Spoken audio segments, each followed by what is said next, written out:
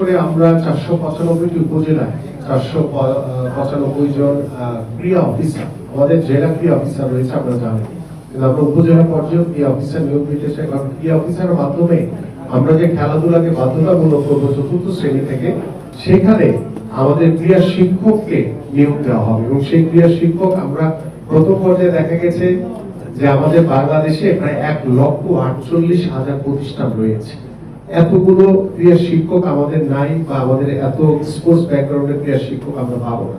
যে কারণে আমাদের পরিকল্পনা হচ্ছে যে 495 উপজেলায় একজন করে ক্রীড়া অফিসার নিয়োগ দিয়ে তার আন্ডারে প্রতিটি ইভেন্টের জন্য আমরা 3 জন করে ক্রীড়া শিক্ষক নিয়োগ দিয়ে ওই উপজেলার যতগুলো স্কুল আছে তাদেরকে একটি জায়গায় একটি পরিকল্পনা মাফিক ট্রেনিং সেশনের মাধ্যমে আমাদের সন্তানদেরকে স্পোর্টসের কারিকুলামের ভিতরে যে কার্যক্রম আমরা বাধ্যতামূলক করছি সেগুলোকে প্রতিষ্ঠিত করা। এইভাবে আমরা পরিকল্পনা সাজিয়েছি এবং বিশেষ করে বিশেষ চাহিদা সম্পন্ন বা প্রতিবন্ধী যারা রয়েছে তাদের বিষয়ে কিন্তু ইতিমধ্যে আমাদের পরিকল্পনা রয়েছে। আপনারা দেখেছেন যে আমরা যে পেশাগত স্বীকৃতির জন্য যে আমরা যে ক্রিয়া ভাতা প্রদান করেছি, আমাদের 30শে মার্চ উদ্বোধন করেছেন আমাদের মাননীয় প্রধানমন্ত্রী, সেখানে কিন্তু আমাদের চৈতি রাগীদের প্যারা অলিম্পিকে যিনি 2টি গোল্ড পেয়েছেন এবং তার সাথে আরো 7-8 জন যারা পদকপ্রাপ্ত, তাদের সবাইকে কিন্তু আমরা বেতন কাঠামোর ভিতরে নিয়ে এসেছি।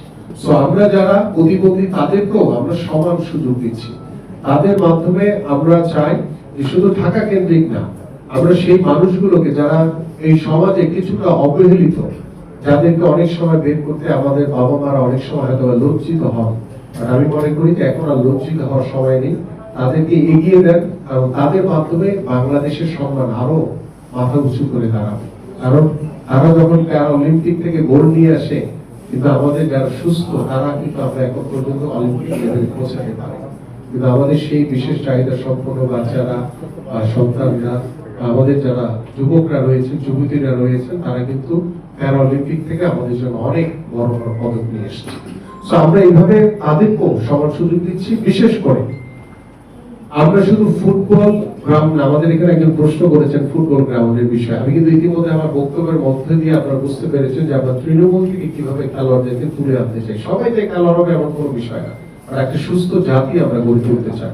এবং খেলাধুলার জন্য আমরা যেমন মাঠের প্রয়োজন, ঠিক সেইভাবে আমরা প্রত্যেকটি খেলাকে, শুধু ফুটবল কিংবা ক্রিকেট না, আমরা জুডো, কারাতে, তাইকোন্ডো বা অন্যান্য যে ইন্ডিভিজুয়াল স্পোর্টস গুলো আছে, প্রত্যেকটি খেলাকে কিন্তু আমরা সমান গুরুত্ব দিতে চাই।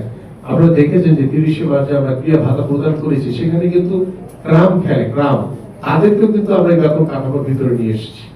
এইভাবে তারপরে আরো খেলা রয়েছে ব্রিজ, আমি জানিও না বিশ্ব খেলাটি কেমন, কিন্তু এই খেলাগুলোকে কিন্তু কারণ আন্তর্জাতিক ভাবে তারা পদক নিয়ে এসেছে, এই খেলাগুলোকেও কিন্তু আমরা সমান গুরুত্ব দিচ্ছি। আমি কথাগুলো বলার উদ্দেশ্য হচ্ছে যে যারা ইন্ডিভিজুয়াল স্পোর্টস এর বিভিন্ন ভাবে আপনারা অংশগ্রহণ করছেন, আপনাদের আর পিছনের দিকে তাকাতে হবে না, আপনারা সামনের দিকে এগিয়ে যান।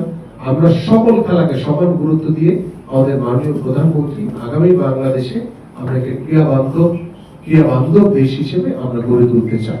এবং আমরা আশা করি আজকের এই মত বিনিময়ের মাধ্যমে আপনারা বগুড়াবাসী, আপনাদের যে প্রত্যাশা, সেই প্রত্যাশা কিছুটা হলো প্রাপ্তির আশার সঞ্চার আমি দিয়ে যেতে পারবো। এবং আমরা আশা করছি যে ইনশাআল্লাহ আমাদের ইতিমধ্যে আমাদের ক্রীড়া পরিষদ থেকে আমাদের কর্মকর্তারা এসছে, তাদেরকে নির্দেশনা দেওয়া হয়েছে, ক্রিকেট বোর্ডের কর্মকর্তারা এসছে, তাদেরকে বলা হয়েছে যে দ্রুত সময়ের ভিতরে শুধু ক্রিকেট স্টেডিয়াম না, তার পাশে যে মাঠে যে ফুটবল জায়গা খেলার মাঠ রয়েছে, যেখানে আমিও কিছুদিন আগে এসে খেলে গেছি ফুটবল মাঠ, পাশাপাশি এখানে আরো কিছু এরিয়া দেখলাম আছে, এখানে টোটাল একটি মানে টোটালটাকে আন্তর্জাতিক মানের কিভাবে আমরা ক্রিয়া কমপ্লেক্সের ভিতরে নিয়ে আসতে পারি সেই বিষয়ে ইতিমধ্যে নির্দেশনা দেওয়া হয়েছে। আমাদের কনসালটেন্ট নিয়োগের মাধ্যমে আমরা দ্রুতই ফিজিবিলিটি স্টাডি করে ইনশাআল্লাহ একটি প্রতিবেদনের মাধ্যমে আমরা আমাদের দ্রুত সময়ের ভিতরে কাজ শুরু করতে পারবো ইনশাআল্লাহ।